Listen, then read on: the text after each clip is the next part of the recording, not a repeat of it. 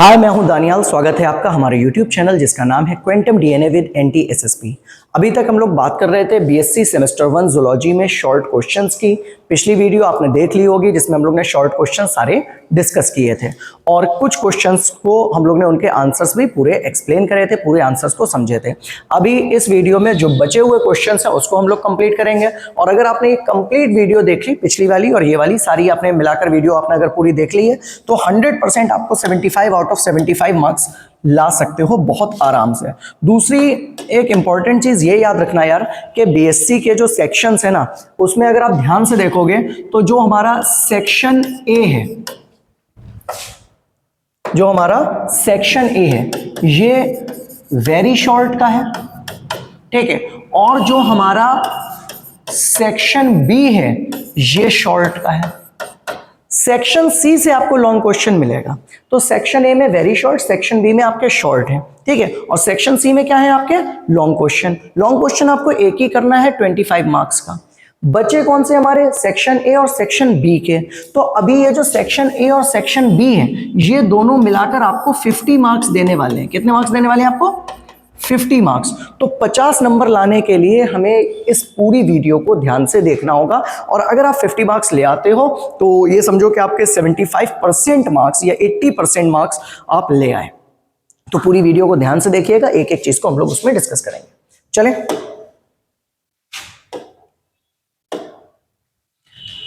कुछ क्वेश्चंस हम लोग ने कल कर लिए थे। कल लास्ट क्वेश्चन जो हम लोग ने करा था वो करा था डीएनए पैकेजिंग का। आज डीएनए पैकेजिंग के बाद अगला जो हमारा क्वेश्चन है वहां से हम लोग चीजों को स्टार्ट कर रहे हैं, ठीक है। तो अब पहला क्वेश्चन आप जरा यहाँ ध्यान से देखिएगा। Define cell receptors and state their role. जो सेल की सरफेस पर रिसेप्टर्स पाए जाते हैं उन रिसेप्टर्स का क्या काम होता है और वो रिसेप्टर्स कैसे वर्क करते हैं। आपने जनरली देखा होगा जैसे ये कोई सेल है तो इसकी सतह पर कुछ रिसेप्टर्स प्रेजेंट होते हैं और वो रिसेप्टर मैसेज कन्वे में हेल्प करते हैं एक सेल से दूसरे सेल की तरफ, जिसको बोलते हैं हम लोग सेल टू सेल कम्युनिकेशन। क्या बोलते हैं? Cell to cell communication. एक सेल से दूसरी सेल में हम लोग की बातचीत होना, ठीक है। तो एक सेल से दूसरी सेल में कैसे बात होती है, कैसे एक सेल दूसरी सेल को मैसेज भेजती है, अपनी बात को कह पाती है, वो सारी चीजें हम लोग को सेल सरफेस रिसेप्टर में इस क्वेश्चन में बतानी है। देखिए, कह रहा है cell surface receptor are specialized protein. पहली चीज, सेल सरफेस रिसेप्टर क्या होते हैं? कुछ स्पेसिफिक टाइप के प्रोटीन होते हैं। Located on the plasma membrane. कहां पाए जाते हैं ये? प्लाज्मा मेम्ब्रेन पर पाए जाते हैं। प्लाज्मा मेम्ब्रेन क्या होती है? Plasma membrane outer most layer है या आउटर मोस्ट, एक तरीके से बोलें, कॉल आ रही थी यार किसी की, आउटर मोस्ट मेम्ब्रेन है किसकी? हमारे पूरे सेल की। जैसे ये सेल है तो इस सेल की जो ये लास्ट लेयर आपको दिख रही है, ये लास्ट लेयर क्या है इसकी? यही इसकी प्लाज्मा मेम्ब्रेन या प्लाज्मा लेमा कहलाएगी। दैट रिसीव, जो रिसीव करते हैं, transmit signals from the external environment into the cell. मेरी बात को फिर से समझिए। जो प्लाज्मा मेम्ब्रेन है, प्लाज्मा मेम्ब्रेन पर कुछ स्पेशल क्या पाए जाते हैं? प्रोटीन पाए जाते हैं। ये प्रोटीन क्या करते हैं? ये प्रोटीन सिग्नल्स को, जो सिग्नल बाहर से एक्सटर्नल एनवायरनमेंट से आ रहे हैं उन सिग्नल्स को रिसीव करने का काम करते हैं, ठीक है। They act as molecular switches that help cell respond to hormones. क्या काम करते हैं ये? एक तरीके से मॉलिक्यूलर स्विचेस हैं जो किसी भी हार्मोन, अब सपोज करो कोई एक्सटर्नल एनवायरनमेंट है, हमारी सेल है, हमारी सेल के पास बाहर से कोई मैसेज आया, कोई हार्मोन आया, उसने कहा भाई अब इस सेल के अंदर ग्रोथ होनी है या इस सेल को डिवाइड करना है या इस सेल को कोई सिक्रीशन करना है, तो वो सारे सिग्नल्स को रिसीव करने का काम, वो सारे सिग्नल को, मैसेज को पकड़ने का काम किसका होगा? इन सेल सरफेस रिसेप्टर का होगा, जो बेसिकली प्रोटीन्स होते हैं। क्लियर? उसके बाद कह रहा है they act as molecular switches. ये एक तरीके के मॉलिक्यूलर स्विचेस होते हैं जो हार्मोन्स के लिए रिस्पॉन्स करते हैं और हार्मोन्स के साथ साथ respond to hormones, neurotransmitter, growth factor and other signalling molecules. क्या मतलब हुआ कि जो जितने, अब सपोज करो ये कोई सेल है, ठीक, इस सेल को, एक यहां पर ये सेल है, ठीक। अब यहां से ये सपोज करो हमारा ब्रेन है और ये हमारी स्पाइनल कॉर्ड है। तो ब्रेन ने कोई सिग्नल भेजा, ब्रेन ने अपने नर्व्स के थ्रू कोई सिग्नल भेजा और वो सिग्नल एक न्यूरोट्रांसमीटर लेकर आता है। अब सपोज करें यहाँ पर भी कोई भी गाबा प्रोटीन है या एसिटाइल कोलिन है, कोई भी सिग्नल यहाँ पर इसने फेंका, वो सिग्नल यहाँ सेल के अंदर कैसे आएगा? क्योंकि सेल के पास स्पेसिफिक कौन है? सेल के पास स्पेसिफिक यहाँ पर हमारे सेल रिसेप्टर्स लगे हैं। ये सेल रिसेप्टर क्या करेंगे? इसके साथ ये जो सिग्नल्स आ रहे हैं एसिटाइल कोलिन या न्यूरोट्रांसमीटर आ रहे हैं, इनके साथ जुड़ जाएंगे और मैसेज को अंदर कन्वे कर देंगे। तो जो न्यूरोट्रांसमीटर है उसको ये एक्सेप्ट करता है, या जो ग्रोथ फैक्टर है उसको रिसीव करते हैं। जितने भी सिग्नल्स एक्सटर्नल एनवायरनमेंट से आ रहे हैं उन सारे सिग्नल्स को, मॉलिक्यूल्स को ये अपने अंदर एक्सेप्ट करता है और उस मैसेज को ये आगे बढ़ाता है। क्या इतनी बात समझ में आ गई आपको सेल रिसेप्टर की? उसके बाद कह रहे हैं स्ट्रक्चर कैसा होता है सेल रिसेप्टर का। बेसिकली किसी सेल रिसेप्टर के अंदर 3 पार्ट्स होते हैं, ठीक है। तो स्ट्रक्चर अगर देखें, ए टिपिकल रिसेप्टर हैज 3 पार्ट्स। कौन कौन से 3 पार्ट्स होते हैं? पहले तीनों पार्ट्स को देख लो। पहला है एक्स्ट्रा सेलुलर डोमेन, दूसरा है ट्रांसमेम्ब्रेन डोमेन और तीसरा है इंट्रासेलुलर मेम्ब्रेन। फिर से देखिए, पहला कौन सा है? एक्स्ट्रा सेलुलर डोमेन, और सबसे अंदर कौन है? इंट्रासेलुलर डोमेन, और बीच में कौन है? Transmembrane domain. अगर तुम ध्यान से देखो थोड़ा सा, जैसे सपोज करो ये पूरा हम लोग रिसेप्टर बना रहे हैं, इस रिसेप्टर को अगर हम लोग ध्यान से देखें, ये रिसेप्टर की बीच की मेम्ब्रेन है जिसको हम कह रहे हैं ट्रांस मेम्ब्रेन, ठीक। अब इस ट्रांस मेम्ब्रेन में एक बाहर की साइड में स्ट्रक्चर्स होंगे जो एक्सटर्नल एनवायरनमेंट से आने वाले मैसेज को लेंगे। ये क्या कहलाएंगे? Extracellular. और एक अंदर की तरफ होंगे यहां नीचे की साइड में, ये क्या कहलाएंगे? ये हो गए हमारे इंट्रा सेलुलर। तो 3 पार्ट इसके अंदर प्रेजेंट होंगे, एक ट्रांस मेम्ब्रेन, एक एक्स्ट्रा सेलुलर और एक इंट्रा सेलुलर। अब आप देखिए यहां पर ध्यान से थोड़ा सा,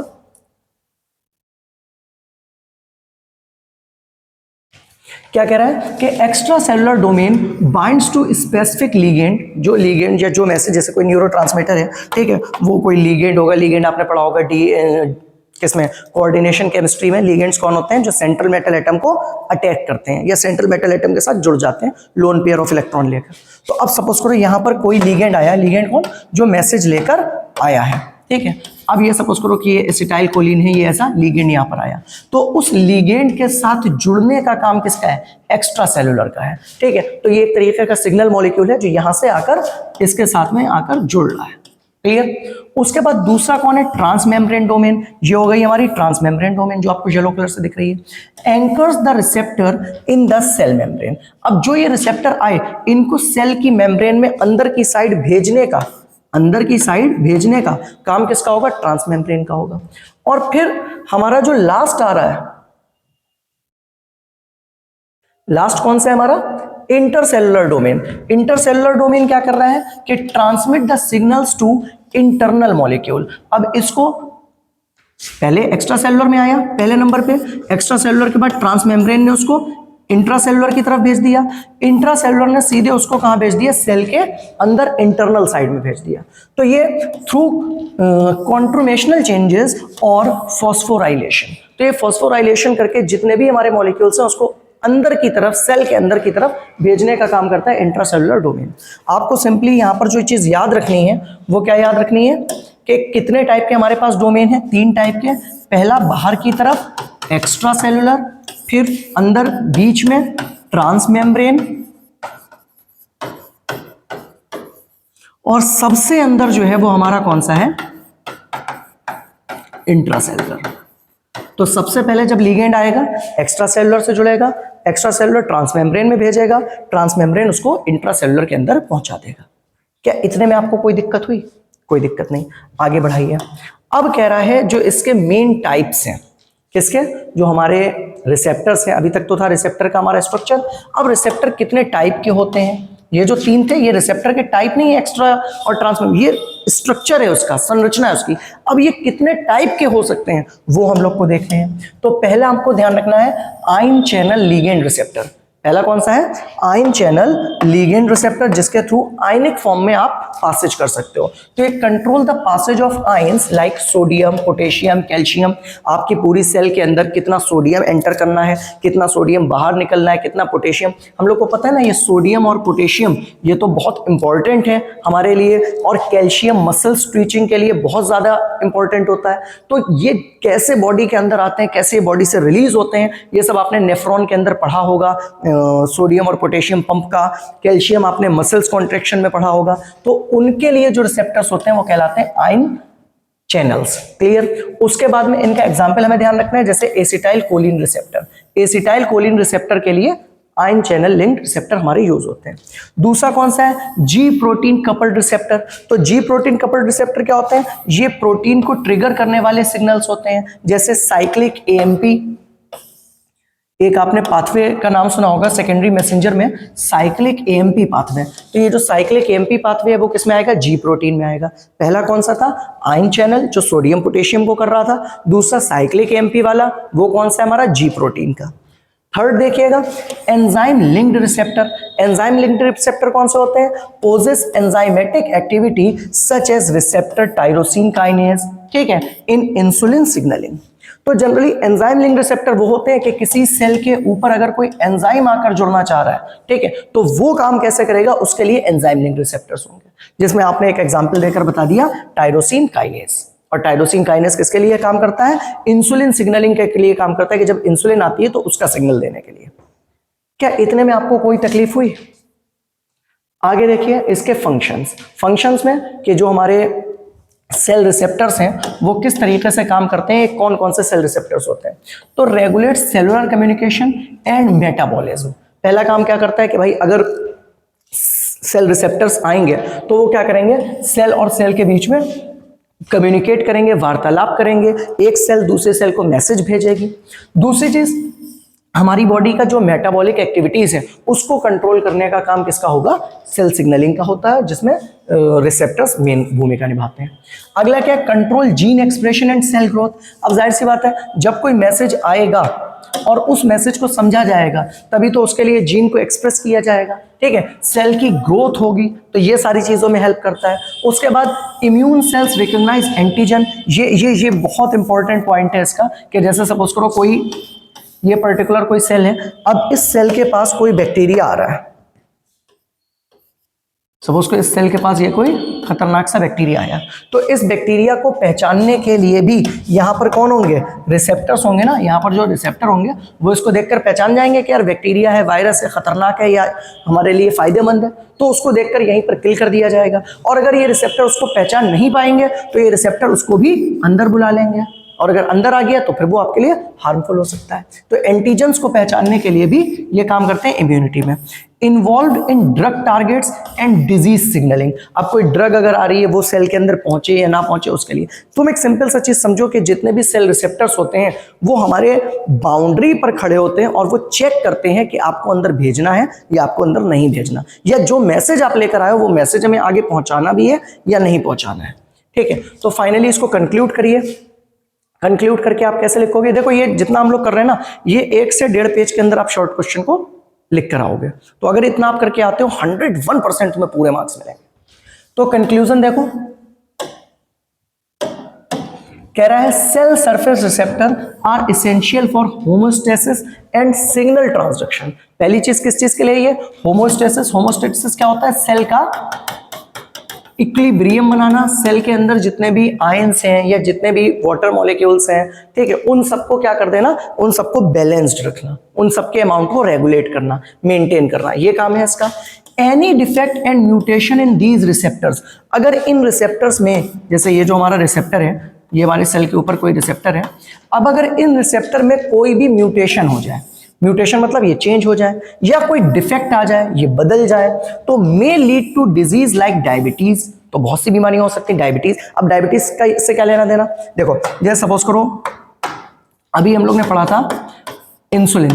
अब इंसुलिन को सिक्रीट करने के लिए, इंसुलिन किससे होते हैं, बीटा सेल से सिक्रीट। इंसुलिन को सिक्रीट करने के लिए काइनेज एंजाइम्स आ रहे हैं, ठीक है। अब अगर वो काइनेज एंजाइम को ये रिसेप्टर पहचान ही ना पाए तो ये रिसेप्टर वर्क नहीं करेंगे, और जब ये रिसेप्टर वर्क नहीं करेंगे तो क्या इंसुलिन रिलीज होगी, नहीं होगी। मैसेज तो आ रहा है कि इंसुलिन रिलीज करो, वो रिसेप्टर काम ही नहीं कर रहा है, उन रिसेप्टर को समझ में नहीं आ रहा करना क्या है, तो फिर क्या हो जाएगा, डायबिटीज, जिसको डायबिटीज मेलाइटस वगैरह बोलते हैं। उसके बाद कैंसर, क्योंकि अब अगर सिग्नल आ रहा है कि सेल को डिके करना है, हमें सेल को खत्म कर देना है, अब पता चला हम मैसेज ही नहीं समझ पा रहे हैं, तो फिर वो सेलुलर ग्रोथ होती रहेगी, और अगर ग्रोथ होती रही तो वो कैंसरियस फॉर्म हो जाएगी। या न्यूरोलॉजिकल डिसऑर्डर्स वगैरह इस टाइप के हो सकते हैं। न्यूरोलॉजिकल पहली प्रॉब्लम ही नर्वस सिस्टम से तो प्रॉब्लम ही होगी भाई, मैसेज कन्वे ही नहीं होगा एक से दूसरी तरफ। क्या इतने में कोई आपको प्रॉब्लम है?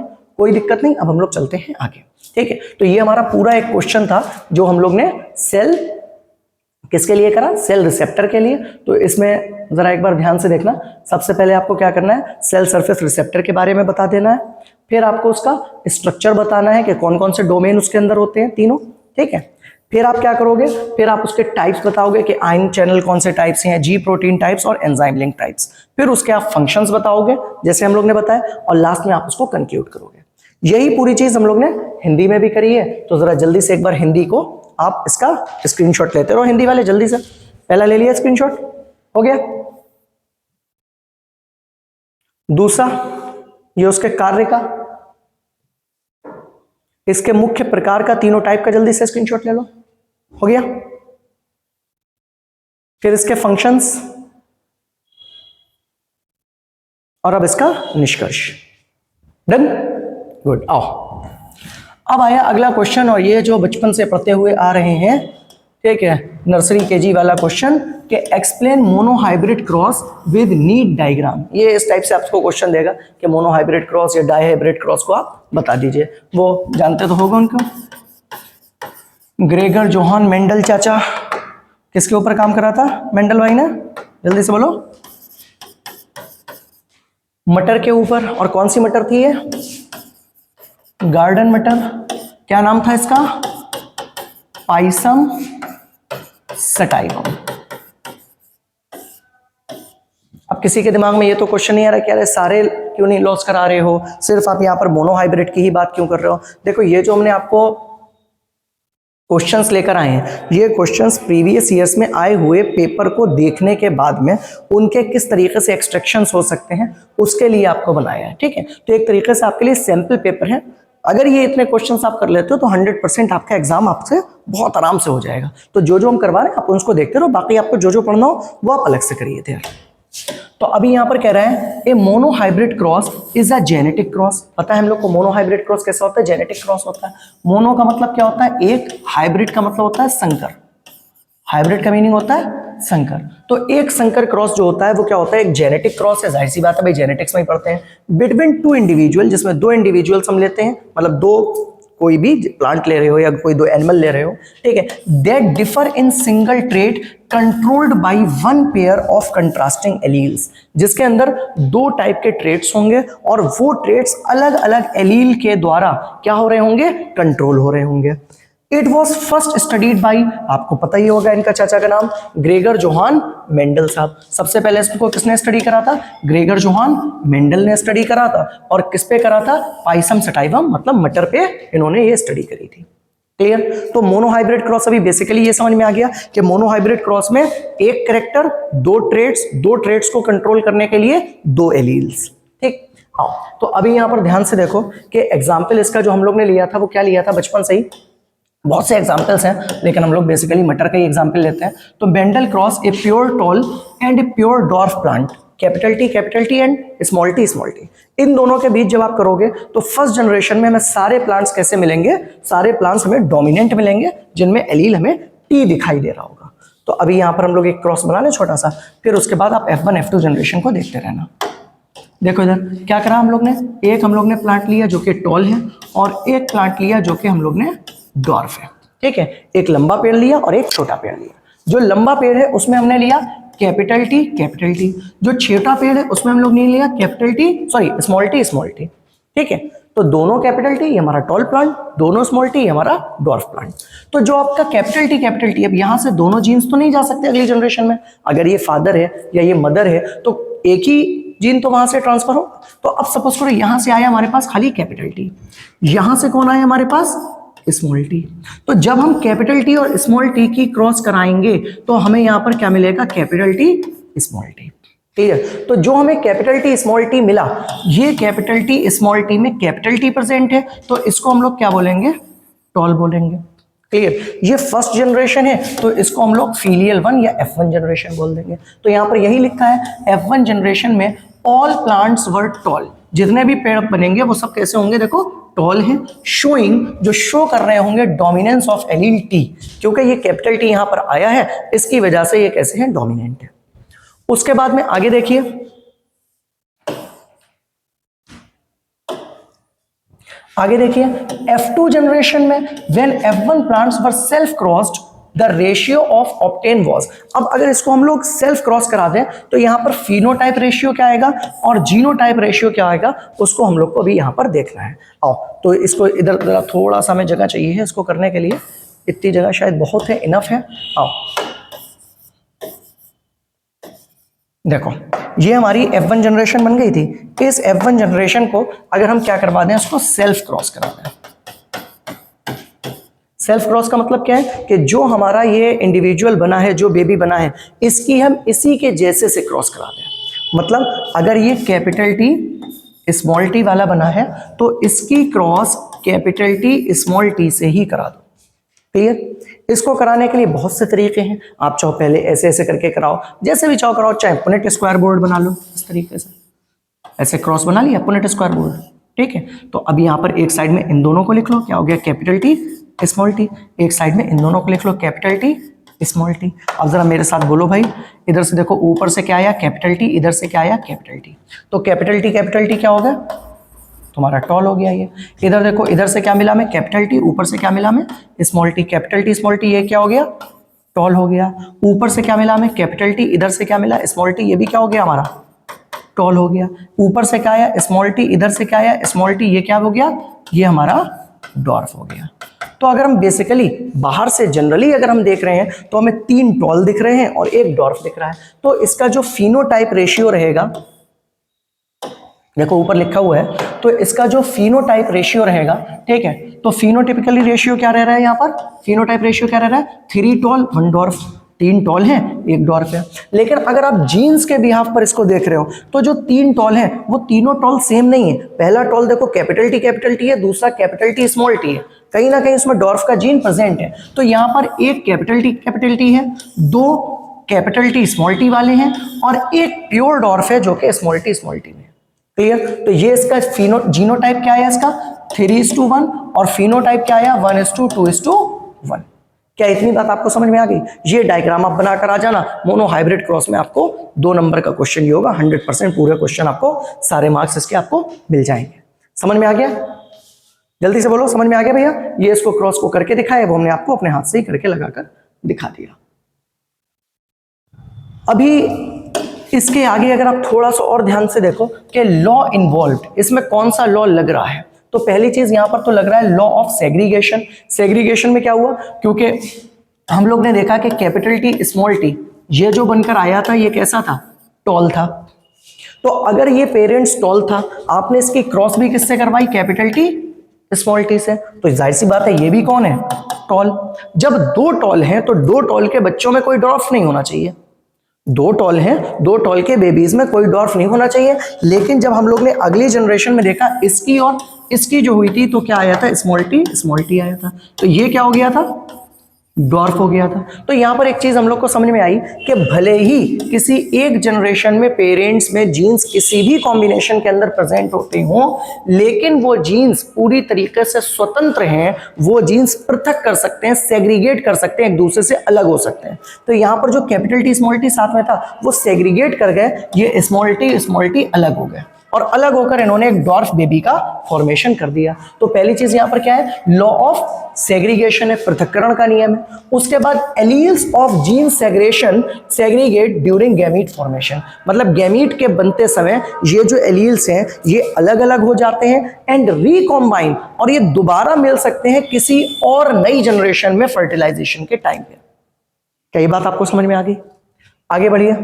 अब इसका आप कंक्लूजन लिख दोगे, a mono hybrid cross help in understanding the dominant and recessive relationship. किस चीज को समझाता है ये हम लोग को, कि डोमिनेंट और रिसेसिव कैसे एक दूसरे से रिलेट होते हैं, एंड प्रिडिक्ट करता है और पहले से बता देता है कि अगली जनरेशन में इनहेरिटेंस का पैटर्न क्या होने वाला है। समझ में आ गया ये चीज? कोई दिक्कत, कोई मसला नहीं होगा। और ये क्रॉस हिंदी इंग्लिश वाले सेम ही बना कर आओगे, तो अगर चाहो तो आप इतने का एक स्क्रीनशॉट ले लो, बाकी सारी चीजें आपको हिंदी इंग्लिश में सेम करनी है। डन, आगे बढ़ाइए।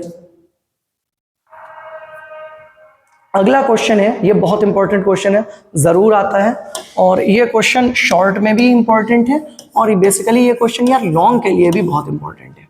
ठीक है, कह रहा है differentiate between sex influenced and sex limited traits. जो सेक्स इन्फ्लुएंस ट्रेट्स हैं वो कौन से हैं, और सेक्स लिमिटेड ट्रेट्स हैं वो कौन कौन से हैं। ठीक है, किसमें हमारा सेक्स इन्फ्लुएंस होगा और किसमें सेक्स लिमिटेड कंडीशन रहेगी कि सेक्स जो है वो इन्फ्लुएंस नहीं हो रहा होगा। आओ देखते हैं। कह रहा है sex influence traits and sex limited traits are two categories. ये दो अलग अलग टाइप की कैटेगरीज हैं, इनको बिल्कुल आप सेम में ना मिलाना। Categories of character influenced by sex of an organism but differ in how they are expressed, और ये कैसे आपकी जनरेशन में दिखाई देते हैं उसके लिए। तो पहला हमारा क्या है, सेक्स इन्फ्लुएंस ट्रेट्स। आओ देखो जरा, सेक्स इन्फ्लुएंस ट्रेट्स क्या होता है। These traits are expressed in both sexes। जो हमारे सेक्स इन्फ्लुएंस ट्रेट्स हैं वो मेल में भी दिखेंगे और फीमेल में भी दिखेंगे, but the degree of expression, लेकिन उनके एक्सप्रेशन की जो डिग्री होगी वो मेल और फीमेल में अलग अलग होगी, क्योंकि मेल और फीमेल का हार्मोनल इन्फ्लुएंस अलग अलग होता है। मेरी बात समझे नहीं समझे? देखो, जो सेक्स इन्फ्लुएंस कैरेक्टर्स हैं वो मेल में भी होते हैं और फीमेल में भी होते हैं। Same characters, same sex influence characters male में भी होंगे और फीमेल में भी होंगे, लेकिन वो मेल में कैसे दिखेंगे या मेल में कितने दिखेंगे वो अलग होगा, और फीमेल में कैसे दिखेंगे या कितने दिखेंगे या दिखेंगे या नहीं दिखेंगे वो अलग होगा, क्योंकि ये चीज डिपेंड करती है मेल और फीमेल के हॉर्मोन्स में। तो अब जाहिर सी बात है मेल के हार्मोन अलग हैं तो उनके अंदर अलग तरीके से एक्सप्रेस होंगी वो चीजें, और फीमेल में अलग तरीके से एक्सप्रेस होंगी। ये समझ में आ गया? ये क्या था हमारा सेक्स इन्फ्लुएंस कैरेक्टर्स। उसके बाद में दूसरा क्या है हमारा, अच्छा अभी इसमें एक लाइन और देख लो आप और एग्जांपल के साथ समझ लो कि these genes are autosomal not sex linked. नाम में उसके सेक्स लिंक्ड आ रहा है। देखो आपने पढ़ा है ना कि दो टाइप के क्रोमोसोम्स होते हैं, एक आपके ऑटोसोम्स होते हैं, एक आपके सेक्स क्रोमोसोम्स होते हैं। तो चाहे सेक्स इन्फ्लुएंस्ड हो चाहे आपके सेक्स लिंक्ड हो, ये प्रेजेंट किस में होते हैं, ये प्रेजेंट होते हैं हमारे ऑटोसोमल जीन्स पर।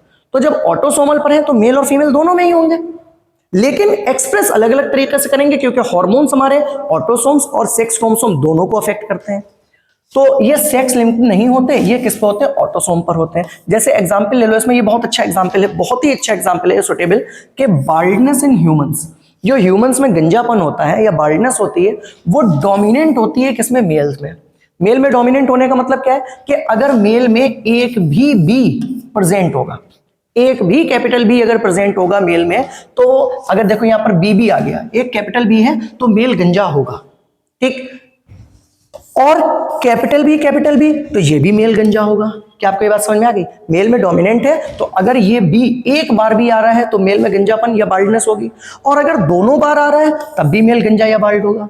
लेकिन फीमेल में ये कैरेक्टर ऑटोसोमल रिसेसिव हो जाता है। तो ऑटोसोमल रिसेसिव अगर फीमेल में हो जा रहा है तो फीमेल तभी गंजी होगी जब उसके अंदर ये कैपिटल बी रिपीट होगा 2 बार। अगर ये एक बार, अगर फीमेल के केस में से कैपिटल बी स्मॉल बी हो जाए तो वो फीमेल गंजी नहीं होगी, ठीक है। मेल के केस में अगर ये कैपिटल बी एक बार भी आ जाएगा तो मेल में वो पैटर्न बाल्डनेस आपको दिखाई देगी। तो फीमेल में ओनली कैपिटल बी कंडीशन में ही वो बाल्ड दिखेगी, और मेल के केस में कैपिटल बी में तो बाल्ड होगा ही होगा, साथ ही साथ कैपिटल बी स्मॉल बी में भी बाल्ड होगा। तो ये जो बाल्डनेस का एक सिंपल सा कैरेक्टरिस्टिक फीचर है, ये हमारा कौन सा है, ऑटोसोमल कैरेक्टर है। तो साथ ही साथ ये सेक्स इन्फ्लुएंस्ड है, मेल फीमेल दोनों में हो रहा है, लेकिन ज्यादा डिग्री किसमें है, डिग्री ज्यादा की मेल में है। क्यों? क्योंकि मेल में ये डोमिनेंट है उसके हार्मोनल कंट्रोल की वजह से, और फीमेल में ये रिसेसिव है। कई बात समझ में आ गई? आगे देखो, क्योंकि ये कंट्रोल हो रहे हैं different expression of same gene, ठीक है, under influence of sex hormones. Clear? आगे देखो, दूसरा जो हमारा sex limited traits, sex link traits या सेक्स लिमिटेड ट्रेट्स जो हैं, these traits appear only in one sex even though the genes are present in both. इनके जीन्स दोनों में प्रेजेंट होते हैं, मेल में भी फीमेल में भी, ठीक है, लेकिन ये सिर्फ किसी एक सेक्स में, या तो मेल में या फीमेल किसी एक में देखेंगी। फिर से समझो, पिछला वाला जो था सेक्स इन्फ्लुएंस, वो मेल फीमेल दोनों में होता है और दोनों में दिखता है। बस फर्क ये है कि मेल में ज्यादा दिखेगा, फीमेल में कम दिखेगा, या फीमेल में ज्यादा दिखेगा, मेल में कम दिखेगा। यहां पर जो सेक्स लिमिटेड ट्रेट्स हैं, ये सेक्स लिमिटेड ट्रेट्स सिर्फ एक सेक्स में दिखेंगी, या तो मेल में या फीमेल में होंगी। ये दोनों में, वो दोनों में थी, दोनों में दिख रही थी, ये दोनों में है लेकिन एक में ही यहां पर दिखेंगी। The gene expression is restricted by sex hormones और फिजियोलॉजिकल डिफरेंसेस। अब क्यों नहीं दिखेंगी दोनों में? क्योंकि ये रेस्ट्रिक्ट कर दी जाएगी, रुक जाएगी ये प्रोसेस। किसकी वजह से? आप सेक्स हार्मोन्स की वजह से, कि कितने आपके अंदर सेक्स हार्मोन्स हैं उसकी वजह से ये स्टॉप हो जाएगी। जैसे अगर हम लोग यहां पर इसका एग्जाम्पल लें, ठीक है, इसका भाई एग्जाम्पल, एक छोटा सा एग्जाम्पल देखो कि मिल्क प्रोडक्शन इन फीमेल, जो मेमरी ग्लैंड्स हैं, स्तन ग्रंथियां हैं, ठीक है, वो सिर्फ फीमेल में ही थोड़े ना है, स्तन ग्रंथियां तो मेल में भी है ना, मेमरी ग्लैंड तो मेल में भी है, लेकिन सिर्फ मिल्क प्रोडक्शन किस में हो रहा है? सिर्फ फीमेल में हो रहा है। जीन्स दोनों के पास है लेकिन एक्सप्रेस सिर्फ फीमेल कर रही है। या अब बियर्ड ग्रोथ देख लो, ठीक है, बियर्ड ग्रोथ ऐसा नहीं है कि बियर्ड के लिए जो हेयर बल्ब्स होते हैं वो सिर्फ मेल में हो, फीमेल में भी होते हैं, लेकिन वो बियर्ड ग्रोथ किस में होती है? सिर्फ मेल में होती है, फीमेल में नहीं होती। तो ये जो प्रोसेस है ये सेक्स लिमिटेड कैरेक्टर्स की वजह से हमारे अंदर आ रही है। उसके बाद में these traits are usually involve in secondary sexual characteristics और रिप्रोडक्शन। ये ट्रेट्स कब आ रहे हैं? ये बचपन से नहीं प्रेजेंट है, तो ये तब आ रहे हैं जब आपके सेकेंडरी सेक्सुअल कैरेक्टरिस्टिक्स शो हो रहे हैं। और सेकेंडरी सेक्सुअल कैरेक्टरिस्टिक्स किसकी वजह से होते हैं? सेक्स हार्मोन्स की वजह से। So these are influenced by hormones. तो ये हार्मोन्स के थ्रू इन्फ्लुएंस्ड हो रहे हैं, प्रेजेंट दोनों में, मेल में भी फीमेल में भी, ठीक है, लेकिन एक्सप्रेस किसी एक में हो रहे हैं, ठीक है। अब इसको कंक्लूड कर दो जल्दी से। तो कंक्लूजन क्या है? Both traits depend on hormonal influence. दोनों जो कैरेक्टर्स हैं, चाहे आपके सेक्स इन्फ्लुएंस्ड हो चाहे सेक्स लिमिटेड हो, ये दोनों हार्मोनल इन्फ्लुएंस के ऊपर कर रहे हैं, but differ in mode of expression. लेकिन ये कैसे दिख रहे हैं, कैसे एक्सप्रेस हो रहे हैं, वो एक अलग चीज है। Sex influence traits are vary in intensity while sex limited traits are completely restricted by one sex. जो हमारे सेक्स इन्फ्लुएंस्ड है वो इंटेंसिटी में दोनों में दिखेंगे, और जो सेक्स लिमिटेड है वो किसी एक के लिए ही रेस्ट्रिक्टेड रखा गया है। समझ में आ गया क्वेश्चन आपको? आओ अब जरा जल्दी से आप इसका स्क्रीनशॉट ले लो सभी लोग, जल्दी से। हिंदी मीडियम वाले हो गया? डन? आगे बढ़ाइए, इसका लीजिए। आओ अब अगला क्वेश्चन है हम लोग का, write a short note on penetrance and expressivity. Sir कितना टाइम हो गया है? ये हो जाएगा क्वेश्चन? तो अभी एक लास्ट क्वेश्चन आज के लिए एक और कर ले रहे हैं, ठीक है, क्योंकि फिर टाइम ज्यादा हो जाएगा, तो फिर बाकी आपको कल करेंगे इसको। देखो इधर क्या कह रहा है, पेनिट्रेंस एंड एक्सप्रेसिविटी।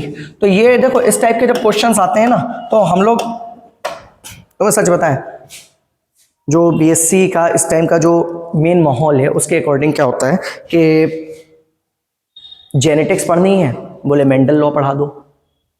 मेंडल में आपको law of dominance, law of segregation, law of independent assortment पढ़ा दिया। बहुत ज़्यादा पढ़ना हुआ, बोले इनकम्प्लीट डोमिनेंस को डोमिनेंस भी साथ में पढ़ा दो, ठीक है। उसके बाद में क्या करा, सेल बायोलॉजी में न्यूक्लियस पढ़ लिया, प्लाज्मा मेम्ब्रेन पढ़ ली, और माइटोकॉन्ड्रिया पढ़ ली, गोल्जी बॉडी पढ़ ली, इतना बहुत हो गया। उसके बाद आपका जो पैथोलॉजी वाला पोर्शन है उसमें पता चला प्लाज्मोडियम पढ़ लिया आपने, वोकेरिया पढ़ लिया आपने, ट्राइपैनोसोमा पढ़ लिया। मेन जहां से छोटे छोटे क्वेश्चंस बनते हैं जो एग्जाम के लिए बहुत इंपॉर्टेंट हो जाते हैं, हाँ, जिसमें समझ में आसानी से नहीं आते, ठीक है, वो क्वेश्चंस हम लोग छोड़ देते हैं। ये वही क्वेश्चंस हैं जो आपको पूरे नंबर देकर आएंगे, और वो उस कंडीशन में भी आपको नंबर देंगे जब सब लोग कह रहे होंगे कि पेपर बहुत टफ आया, पेपर नहीं समझ में आया। उस टाइम भी ये क्वेश्चंस वो होंगे जो आपको पूरे नंबर देकर जाएंगे अगर आप इनको प्रिपेयर करते हो तो देखो क्या कह रहा है, write a short note on penetrance and expressivity. Penetrance क्या होता है और एक्सप्रेसिविटी क्या होती है, ये सब जेनेटिक्स का पोर्शन है, आप इसको बहुत ध्यान से देखो। देखो इधर क्या कह रहा है, penetrance and expressivity are genetic terms used to describe how a gene phenotype is manifested in individuals. मतलब अलग अलग लोगों में जो हमारा फिनोटाइप है, जो हमारे जीन्स जो प्रदर्शित हो रहे हैं, वो कैसे बदल जाते हैं, कैसे चेंज हो जाते हैं, वो है हमारा पेनिट्रेंस और एक्सप्रेसिविटी की टर्म्स। आगे देखिएगा, कह रहे हैं although both relate to gene expression, चाहे पेनिट्रेंस हो चाहे एक्सप्रेसिविटी हो, ये दोनों चीजें क्या जीन एक्सप्रेशन को कैसे हमारे अंदर जीन्स शो कर रहे हैं अपने लक्षण, उसके लिए होता है। दे हैव डिस्टिंक्ट मीनिंग्स, लेकिन इनके जो मतलब है, जो इनके मीनिंग्स हैं एग्जाम्पल्स के साथ में, वो अलग अलग होते हैं। कैसे अलग अलग होते हैं? पहला देखो, पेनिट्रेंस क्या है? Penetrance refers the percentage of individuals with a particular genotype that actually show the expected phenotype. Penetrance क्या है? एक ऐसी परसेंटेज कि कितने इंडिविजुअल्स में, कितने लोगों में कोई स्पेशल पर्टिकुलर जीनोटाइप दिख रहा है। सपोज करो 100 लोग हैं, तो उन 100 लोगों में 10 लोग ऐसे हैं जिनकी 6 फिंगर्स हैं। नॉर्मली हमारे हाथ में ये कितनी उंगलियां होती हैं? ऐसा करके 5 उंगलियां होती हैं। अब सपोज करो किसी की एक उंगली एक्स्ट्रा है, वो ऋतिक रोशन बनकर घूम रहा है, कोई मसला नहीं। तो ये जो एक उंगली ज्यादा है, ठीक है, ये इसकी क्या परसेंटेज है शो होने की? कितने लोग हैं? या 100 लोग हैं अगर, तो 100 में 10 लोगों को अगर ये एक एक्स्ट्रा फिंगर मिली हुई है, ठीक है, तो उसकी जो परसेंटेज होगी दैट इज कॉल्ड पेनिट्रेंस। तो पेनिट्रेंस क्या है? पेनिट्रेंस एक परसेंटेज है इंडिविजुअल की जो पर्टिकुलर जीनोटाइप को शो कर रहे हैं अपनी लाइफ में। क्लियर? एग्जाम्पल के साथ देखो इसको, if all individual with a genotype express the traits it is called complete penetrance. अगर 100 लोग यहां पर बैठे हैं और 100 के 100 लोग में 6 उंगलियां प्रेजेंट है, तो हम कहेंगे यार ये कंप्लीट पेनिट्रेंस है, जितने लोग हैं सबके अंदर ही ये कैरेक्टर हमें देखने को मिल रहा है। और if only some express it, अगर कुछ लोगों में ही ये कैरेक्टर दिख रहा है, तो उसको हम लोग क्या कहेंगे? इनकम्प्लीट पेनिट्रेंस कहेंगे। कौन है यार दर्द दिए पड़ा है, ठीक है। तो इतनी बात में तो कोई दिक्कत नहीं हुई कि अगर हमें सारे कैरेक्टर्स, सारे लोगों में ये कैरेक्टर दिख रहा है तो कंप्लीट पेनिट्रेंस, और कुछ लोगों में अगर कैरेक्टर दिख रहा है तो ये इनकम्प्लीट पेनिट्रेंस। अब अगर इसका एग्जांपल लें, जैसे अभी आपको 6 उंगली वाले बताया, उसको क्या बोलते हैं? पॉलीडेक्टाइलिटी, एक से ज्यादा डेक्टाइल्स होना, तो एक्स्ट्रा फिंगर्स का प्रेजेंट होना ह्यूमंस में। Some individuals with the gene show extra digits, कुछ लोग होते हैं जिनमें एक डिजिट, एक उंगली ज्यादा होती है, व्हाइल अदर्स डू नॉट, जबकि बाकियों में नहीं होती। तो अब कितने लोगों में है? अगर सब में है तो कंप्लीट पेनिट्रेंस, कुछ में है इनकम्प्लीट पेनिट्रेंस। पेनिट्रेंस क्या होगा? The number of individual in which polydactyly is present. तो कितने लोगों में पॉलीडेक्टिलिटी दिख रही है, या कितने लोगों में कोई एक ऐसा कैरेक्टर जो एक्स्ट्रा हो वो दिखाई दे रहा है, वो पेनिट्रेंस कहलाएगा। आगे दूसरा हमारा क्या है? दूसरा है एक्सप्रेसिविटी। एक्सप्रेसिविटी में क्या है? Expressivity refers to the degree and intensity of the which particular genotype is expressed in the phenotype। अब ये क्या है? ये डिग्री है कि अगर कोई कैरेक्टर दिख रहा है तो वो जिन 2 लोगों में कैरेक्टर दिख रहा है उनमें क्या डिफरेंस है। जैसे अगर कोई इंसान है जिसमें पॉलीडेक्टिलिटी है, ये कितनी उंगलियां ज्यादा तो नहीं होंगी, ठीक है, 1 2 3 4 और ये एक अंगूठा इधर होता है। मेरी ड्राइंग अच्छी है ना, ठीक है। तो अगर किसी में ये ऐसा करके कितनी 5 उंगलियां हैं, ठीक है, और 5 उंगलियों के साथ उसके अंदर पॉलीडेक्टिलिटी हो रही है, एक उंगली और एक्स्ट्रा है, तो अब ये उंगली कितनी बड़ी है? ये पूरी यहां तक है, या ये यहां तक है, या ये उंगली आपस में इसके साथ जुड़ी हुई है? कैसे वो शो हो रही है, वो चीज क्या कहलाएगी? एक्सप्रेसिविटी कहलाएगी। पेनिट्रेंस है कि कैरेक्टर शो हो रहा है या नहीं हो रहा है, वो पेनिट्रेंस है। कैसे शो हो रहा है, ये एक्सप्रेसिविटी है, ठीक है। तो expressivity refers to the degree of intensity. Degree का मतलब क्या हो रहा है कि कैसे, इंटेंसिटी का मतलब कि कितनी वो आपके अंदर, किस आवृत्ति में वो आपके अंदर दिख रही है, कोई पर्टिकुलर जीनोटाइप जो एक्सप्रेस कर रहा है अपने आप को। आगे देखो एग्जाम्पल अगर हम लोग यहां पर लें, it explains the variation in expression of the same gene among individuals. अब जितने लोगों में वो जीन दिख रहा है उनके अंदर उसका क्या वेरिएशन है, क्या विभिन्नता है उन लोगों में जिनके अंदर वो कैरेक्टर देखने को मिल रहा है। Example, in polydactyly some people have a small extra finger, कुछ लोगों में एक छोटी सी एक्स्ट्रा फिंगर होती है, but in some people fully developed one, लेकिन कुछ लोगों में एक बहुत डेवलप, जैसे हम लोग की नॉर्मल फिंगर्स होती हैं वैसे एक्स्ट्रा फिंगर होती है। तो ये क्या हो गया? ये उनके अंदर की एक्सप्रेसिविटी हो गई कि कैसे उनके अंदर ये वेरिएबल कैरेक्टर अपने आप को एक्सप्रेस कर रहा है। क्या आपको ये बात समझ में आ गई? अगर इसका हम लोग सिंपल कंपैरिजन करें किसमें, पेनिट्रेंस और एक्सप्रेसिविटी में, तो मीनिंग क्या है, पेनिट्रेंस था कि प्रेजेंट है या अब्सेंट है कोई ट्रेट, एक्सप्रेसिविटी क्या है कि उसकी डिग्री क्या है, कितना आपके अंदर प्रेजेंट है। पहली चीज पेनिट्रेंस है या नहीं है, एक्सप्रेसिविटी कितनी है। दूसरी चीज पेनिट्रेंस जो है ये क्वांटिटेटिव नेचर है, क्वांटिटेटिव मतलब भाई ये क्वांटिटी बता रहा है कि है या नहीं है, ये क्या है, क्वालिटी बता रहा है कि अगर है तो कितने परसेंट आपके अंदर वो कैरेक्टर आपके अंदर शो हो रहा है या नहीं हो रहा। ठीक है, जैसे अब इसका एग्जांपल हम लोग लिया कि पॉलीडेक्टिलिटी है या नहीं है, एक्सप्रेसिविटी में पॉलीडेक्टिलिटी है तो कितनी है, डिफरेंट सीवियरिटी उसकी क्या हो रही है। क्या आपको ये समझ में आ गई? 100%? गुड। हाँ, अब इसको हम लोग कंक्लूड कर दें कि पेनिट्रेंस क्या हो, वो आपको बताता है कि जीन एक्सप्रेस हुआ या नहीं हुआ, वाइल एक्सप्रेसिविटी क्या है, ये बताता है how much gene is expressed, कितना जीन एक्सप्रेस हुआ है। जैसे आपसे पूछा गया क्या आपने बीएससी के लिए तैयारी करी या नहीं करी, तो यह क्या हो गया, पेनिट्रेंस, कि भाई कुछ बच्चे पढ़ रहे हैं कुछ बच्चे नहीं पढ़ रहे हैं। अब जो बच्चे पढ़ रहे हैं उसमें बात करें कि कितना पढ़ रहे हो, that is called expressivity. Clear? तो इसको आप जल्दी से स्क्रीनशॉट ले लो, इसका हो गया,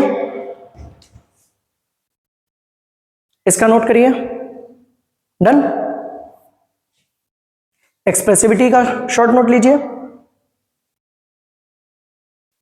इसके डिफरेंस का शॉर्ट नोट ले लो, हो गया स्क्रीनशॉट, बस। ठीक है, तो ये हम लोग के मोस्ट इंपॉर्टेंट क्वेश्चंस थे जो एग्जाम में आ सकते हैं, एग्जाम में आने वाले हैं या प्रीवियस ईयर्स में आए हुए क्वेश्चंस हैं। इन सबको अच्छे से तैयार करिएगा, 100% आपका पेपर अच्छा होगा। मिलेंगे हम लोग नेक्स्ट वीडियो में, जब तक के लिए वीडियो को शेयर जरूर करिएगा। Thank you.